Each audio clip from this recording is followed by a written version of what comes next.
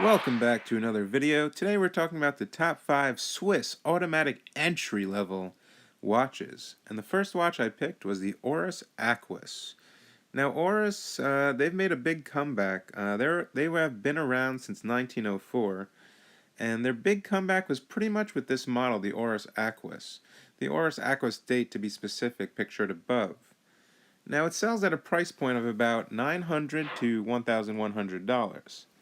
It comes in a 43mm stainless steel case. We have about a 12mm thickness, lug-to-lug width of 50mm. The movement. Now you might be wondering what that movement with the red rotor is on that transparent, beautiful case back. It is indeed a Sellita SW200 movement.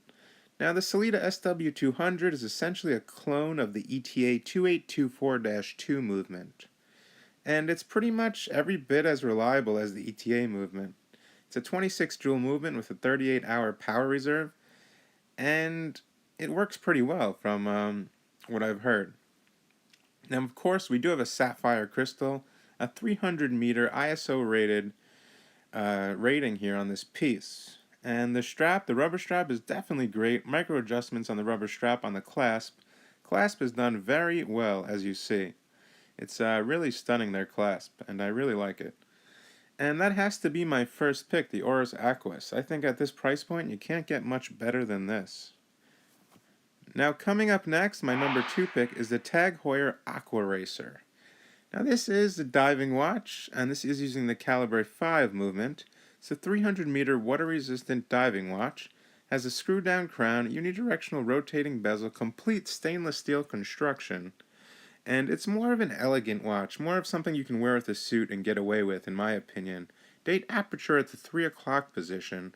And now let's get into a little more in-depth of the movement and more of that. So as I was saying, this exact iteration of the Heuer Aquaracer with the brushed rotating bezel, not the newer ones with the ceramic bezels, I like this one better. The caliber 5 Heuer movement is essentially a Sellita SW200 movement, the same as the Oris is using. And they have customized it a little bit, but it's basically a Sellita movement. And this watch at a great price point, you can find them pre-owned for about $800, brand new, a little over $1,000. And I think it's a great bang per buck. You know, TAG Heuer is a great brand. They just released the TAG Heuer Ottavia. The brand's coming back. They released that cool kind of smartwatch with a tourbillon. Some crazy new stuff from TAG Heuer. I see them making a come up in the future. And I think it's a good brand to invest in. Now my third pick, coming in at about $900 on the gray market, of course, not an authorized dealer, is the Longines Hydroconquest. Now this is a men's automatic diving watch. We do have the typical rotating unidirectional bezel. This watch does come in a couple colors. This is the black and white iteration of this model. We do have a 39mm diameter, so 1mm smaller than your average Rolex Submariner type of watch. 11.8mm thick. We do have a 300-meter rating on this piece. Definitely a great watch to go diving with if you want to go diving. We also do have a screw-down crown and caseback for that water resistance. It is using the Longines caliber L633. And it does have a 38-hour power reserve, a sapphire crystal, those big protruding crown guards, which are pretty much make the Longines Hydroconquest stand out from its other competitors. And, you know, at this price point, you can't really go wrong. It's a reliable, it's a robust, it's a tough watch, although the bezel action is not as good as the TAG Heuer or the Oris, in my opinion. Now, my next pick is the Hamilton Frogman. Now, this watch was originally seen in 1951 Hollywood film Frogman, and this watch has a long history to it. But I'm not going to get into that in this video. It's going to take too long. Let's just say that Hamilton actually brought this watch back in 2016 at Baselworld. It's a 1,000-meter diver, has a helium valve, uses the H10 caliber movement with an 80-hour power reserve, comes in 2 sizes, a 42mm case in steel, and a titanium case in 46mm, a little bigger. It has that kind of canteen-style lock, as you see. Some people might like it, some might not. I think it looks good on this piece. And it kind of goes along with the bezel. It comes on a rubber strap or this steel bracelet. And it kind of stands on its own. You know, it doesn't really look like a Rolex Submariner or something like that, and it's priced also pretty well. Now my last pick is the Certina DS Action Diver. Now this piece is pretty affordable at a price point of about $600. Now it's a 300-meter diving watch.